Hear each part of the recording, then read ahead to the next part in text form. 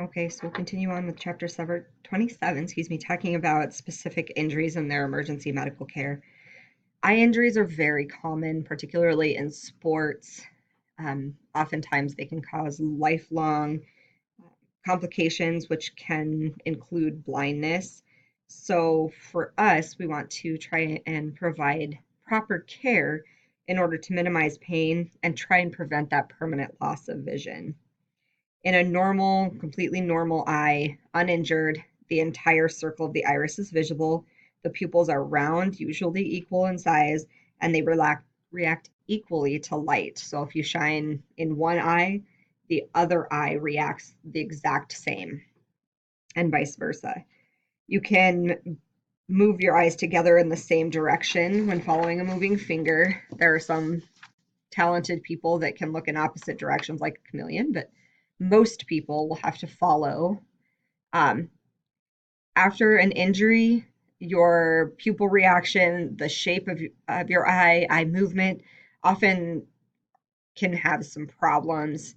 Abnormal pupil reactions, sometimes a sign of a brain injury rather than an eye injury itself. So if you can try and differentiate the two, if at all possible.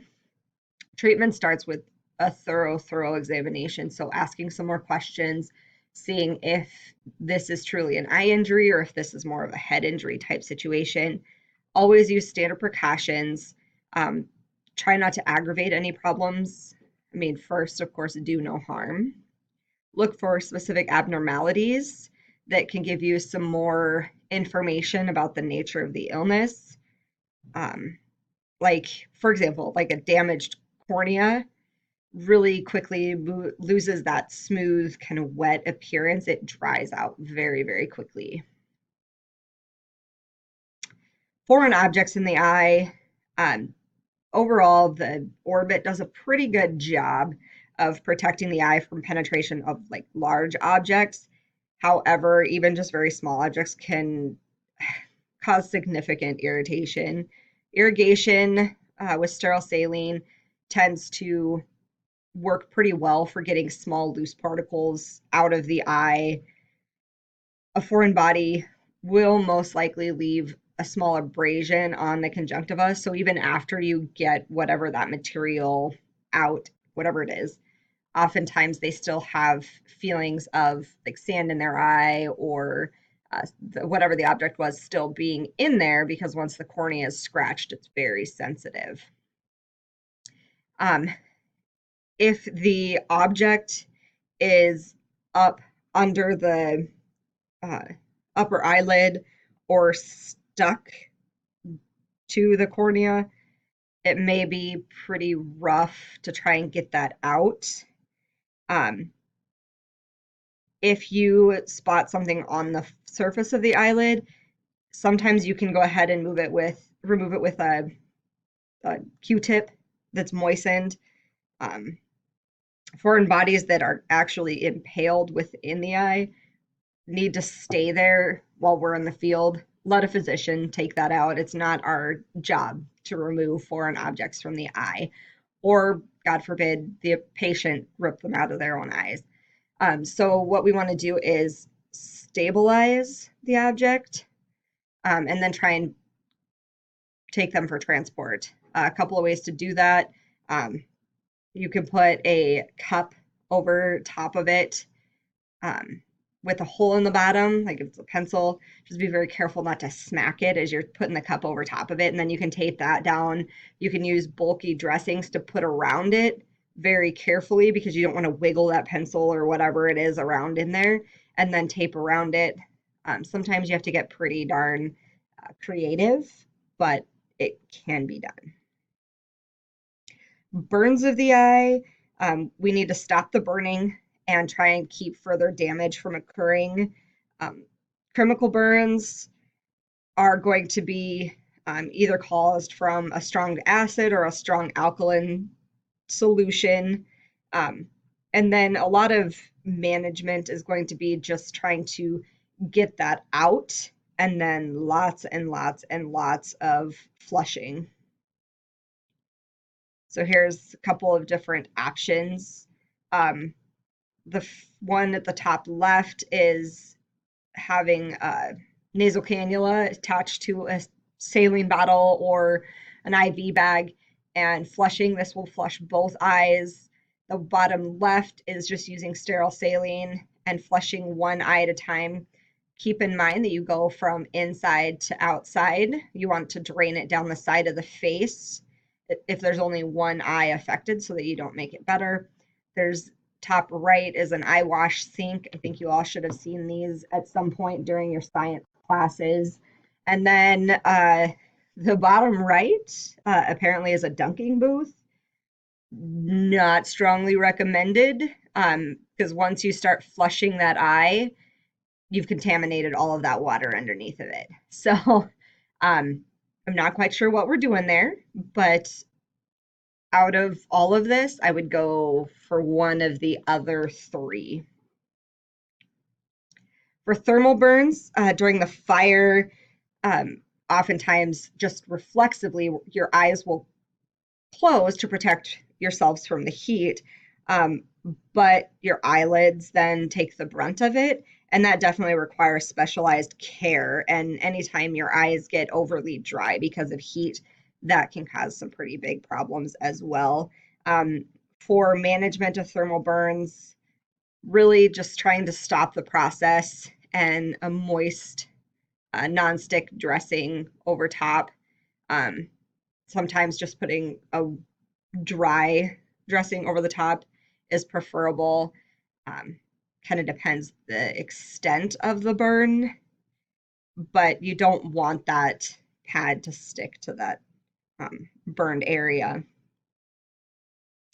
Light burns, these are like infrared rays, eclipse light, laser beams.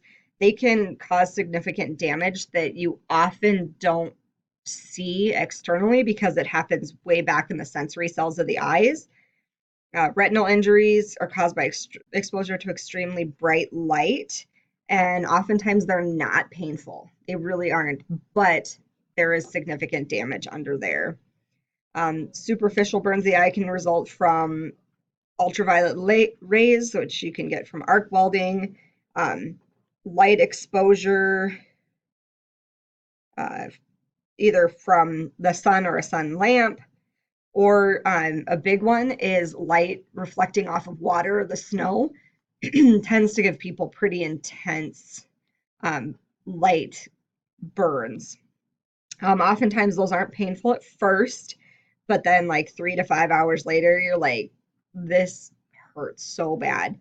You end up getting some pretty severe swelling. You get redness, excessive tear production. Truthfully, there's not a whole lot we're going to do in the field for this. It's going to be more, they're going to have to seek somebody for proper treatment outside of us in the field. We can try and irrigate it. That tends to make it feel better short term, but it doesn't do anything long term. Lacerations. So this can be pretty gruesome, unfortunately. Just a laceration to the eyelid definitely needs very careful, precise repair in order to make sure that it still works after. If there's a laceration to the globe itself, you're not going to put any pressure on the eye. You don't want to squeeze that liquid out of there like jelly. So we are not packing the eye or putting pressure bandages on it at all. You do want to go ahead and cover. With most eye injuries, if you have one eye that's severely injured, you're going to want to cover both of the eyes because of sympathetic movement. If you look to the right with one eye because you can still see out of that eye, then you're going to move both eyes at the same time, injured and uninjured. So try and go ahead and cover both. If the eyeball becomes displaced from the eye socket, first and foremost, don't put it back in. Keep it moist, keep it from getting any further additional trauma, and then transport. Blunt trauma, this can be a simple black eye to like serious, serious damage. Hyphema is what the term for bleeding into the anterior chamber of the eye. It can cover part or all of the iris, that colored portion. Orbit fractures, these are typically called blowout fractures. Um, they can be just a fracture of the bones that support mostly like the floor side of the eye. They actually support the eyeball itself.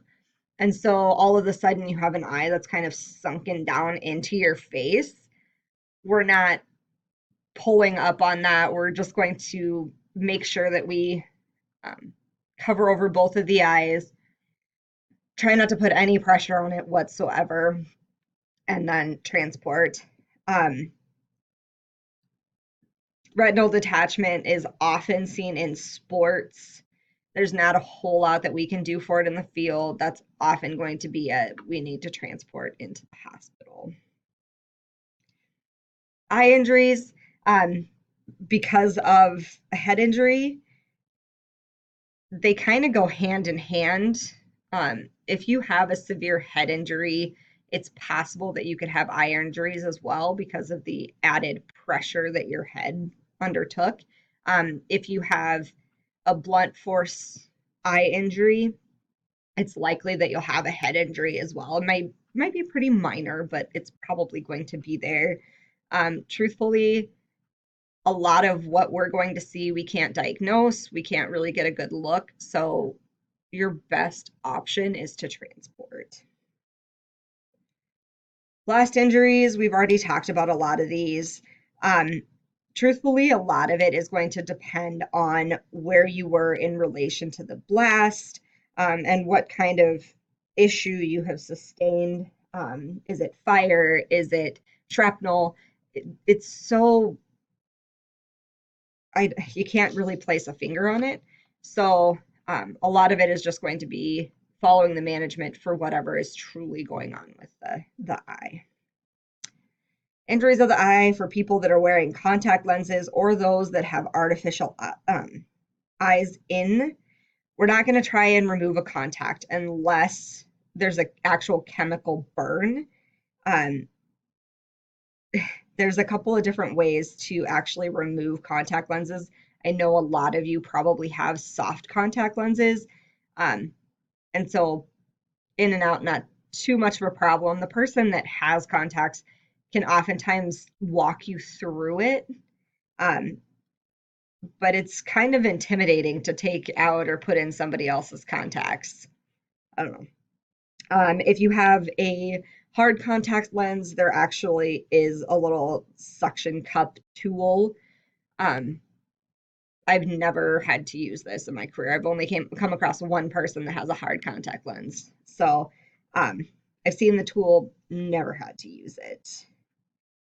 And then place the lens in a container with some sterile saline.